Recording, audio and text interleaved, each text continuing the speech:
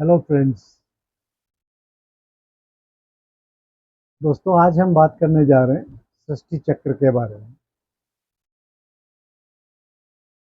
सृष्टि चक्र एक ऐसा रहस्य है जिसे समझना बहुत ही मुश्किल कार्य है, लेकिन परमपिता परमात्मा ने इस धरा पर अवतरित होकर सृष्टि के सारे चक्र का रहस्य बहुत ही आसान तरीके से हमें समझा दिया है।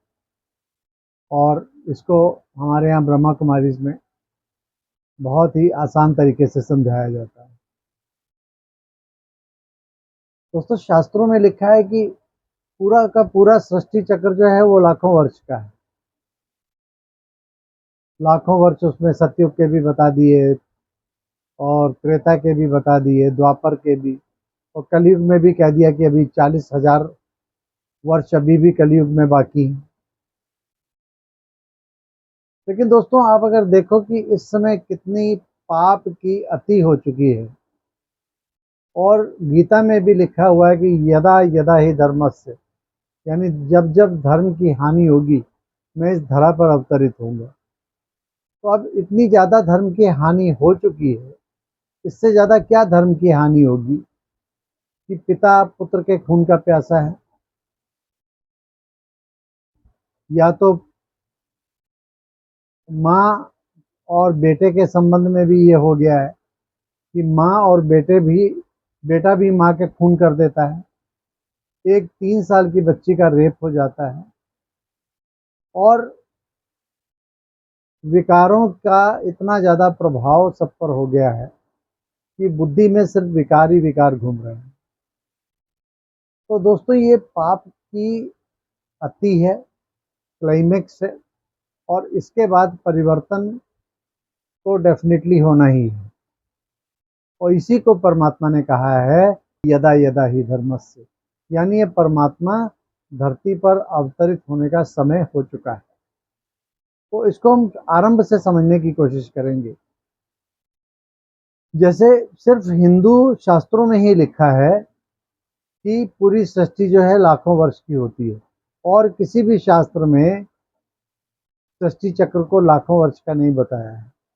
बाइबल में लिखा गया है कि क्राइस्ट के जन्म से 3,000 वर्ष पूर्व सतयुग था। अब आप इससे अंदाजा लगा लीजिए कि पूरा का पूरा सृष्टि चक्र कितने समय का होगा। क्राइस्ट कब आए? द्वापर के आरंभ में आए, त्रेता के बाद में आए। तो इसका अर्थ 3,000 वर्ष पहले सतयुग था। तो इसका वर्ष क्या अर्थ हुआ कि ज्यादा से ज्यादा 3-4 हजार वर्ष का समय हुआ होगा, जब सतयुग से लेके और द्वापर के बीच का। परमपिता परमात्मा ने हमें बताया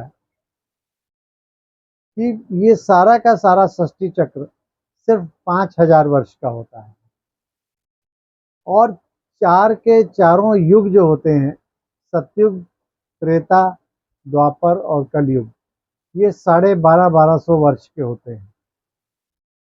और इन 12,500 वर्ष में समय तो बराबर ही होता है, यानी कि अवधि सबकी बराबर होती है, लेकिन जन्म जो है वो पवित्रता के हिसाब से अलग अलग होते हैं।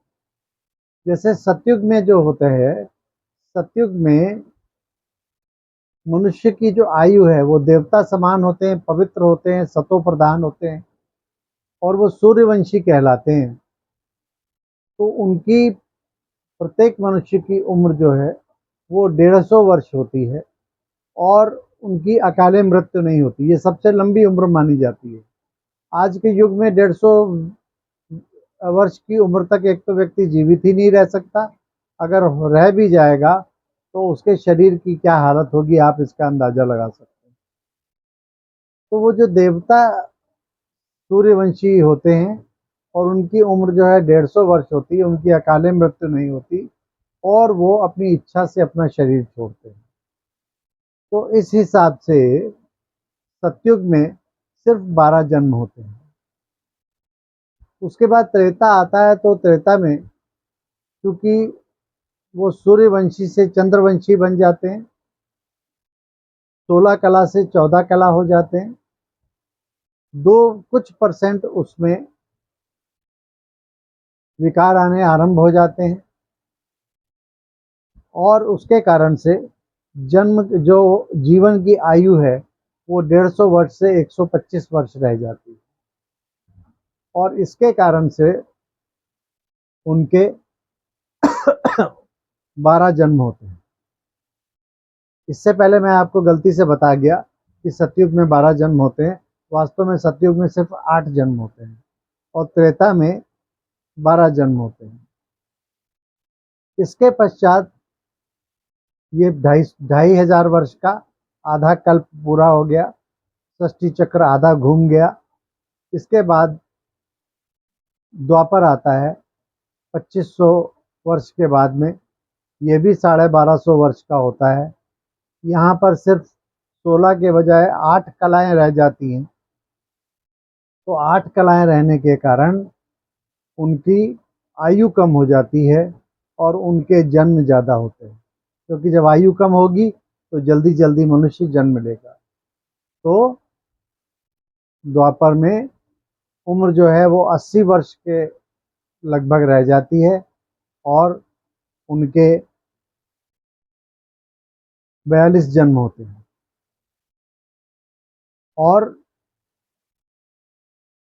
इस प्रकार से द्वापर में चूंकि 8 कलाएं रह जाने के कारण विकारों की प्रभाव ज़्यादा बढ़ जाता है, तो मनुष्य आपस में युद्ध करना शुरू कर देते हैं और उनमें विकारों के कारण उनमें बहुत सारी कमियां आने लगती हैं और वो देह भान में यानी बॉडी कॉन्शियसनेस में ज़्यादा आ जाते हैं।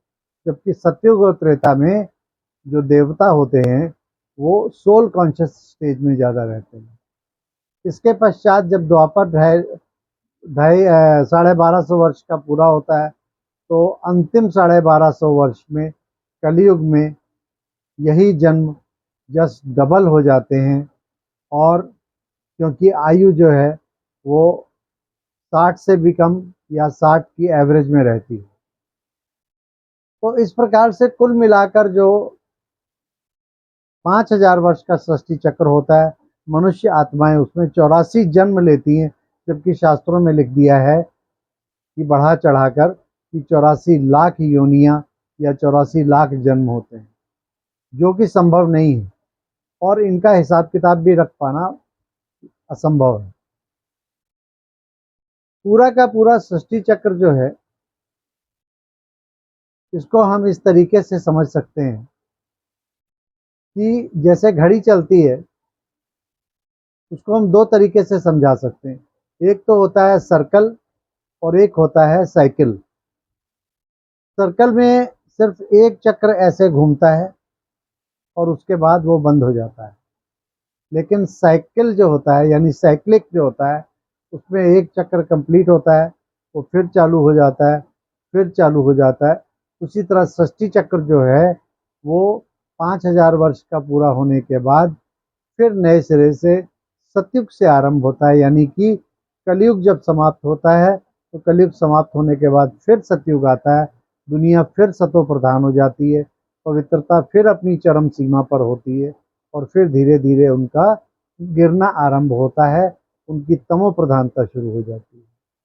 तो ये अविनाशी चक्र है और ये चलता ही रहता है, ये कभी भी बंद नहीं हो सकता। इसीलिए साइंटिस्ट जो दिखाते हैं कि ये एक कोई जीवाश्म मिला है, ये लाखों वर्ष पुराना है, तो इसका अर्थ ये नहीं है कि सृष्टि चक्र हमारा लाखों वर्ष पुराना है। इसका अर्थ ये है कि कोई जीवाश्म जो है वो पड़ा है और कई साइकिल घूम गए और कई साइकिल घूमने के बाद जब साइंटिस्ट ने उनकी खोज की तो उन्हें बहुत ही पुराना लाखों वर्ष पुराना जीवाश्म मिल गया। तो इसको इस तरीके से एक्सप्लेन किया जा सकता है, क्योंकि जो परमात्मा के रहस्य हैं उसे सिर्फ परमात्मा ही बता सकता है। मनुष्य उसको अपनी बुद्धि के हिसाब से एक्सप्लेन कर सकता है, लेकिन सृष्टि चक्र का जो रचयिता है उससे ज़्यादा इस सृष्टि चक्र के बारे में कोई नहीं जानता। तो दोस्तों इस बात को समझने की प्रयत्न करें कि ये सृष्टि चक्र लाखों वर्ष को ना होके सिर्फ 5000 वर्ष का है और कलाएं गिरने के कारण, हम विकारों के प्रभाव में आने के कारण हम नीचे गिरते जाते हैं और हमारी कलाएं कम होती जाती हैं और हम धीरे धीरे सतो प्रधानता से तमो प्रधानता की ओर चले जाते हैं। यानी गोरे थे, गोरे से धीरे धीरे काले बनने शुरू हो जाते हैं। इसी को वास्तव में श्याम सुंदर कहा गया है। वैसे तो कृष्ण के लिए कहा जाता है, लेकिन कोई भी देवी देवता जो हैं, चाहे वो कृष्ण हो या कोई भी देवी देवता हो, लक्ष्मी नारायण हो, वो सतयुग में आने के बाद त्रेता में आते हैं। त्रेता में आने के बाद पुनर्जन्म, जो कि एक साइकिल है, चलता ही रहता है, चलता ही रहता है, पुनर्जन्म होते ही रहते हैं। तो उसके बाद वो नीचे कलाएं गिरती जाती हैं। देवताएं भी आज हम सबके बीच में किन्हीं ना किन्हीं विकारी रूप में बैठे हैं, लेकिन वही जो आत्माएं देवताएं होंगी, वही पुरुषार्थ करके, परमात्मा को याद करके और अपना ऊंचा पुरुषार्थ करके, सुकर्म और पुण्य कर्म करके फिर से देवता पद पाते हैं। सब आत्माएं नहीं पाएंगी, वही आत्माएं ऊंच पद पाएंगी जिन्होंने ऊंच पुरुषार्थ किया होगा।